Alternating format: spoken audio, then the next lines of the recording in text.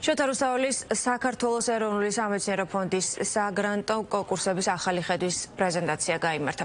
ღონისძიება განათლების მინისტრმა გახსნა დამსწრეებს სიტყვით მიმართა და უმაღლესი განათლების რეფორმის ფარგლებში მეცნიერების განვითარების მიმართულებით დაგეგმილი ინიციატივები გააცნო. უმაღლესი განათლების რეფორმის ფარგლებში მეცნიერების განვითარების მიმართულებით დაგეგმილი ინიციატივები გააცნო. რაც შეეხება საგრანტო კონკურსებს, ახალ ხედვას განსაკუთრებული ყურადღება გაამახვილდა სახელმწიფო საგრანტო კონკურსების სახელმწიფოებრივ მნიშვნელობაზე, მიზნებზე, პრიორიტეტებზე, საკონკურსო პირობებსა და პროექტების შეფასების მექანიზმებზე.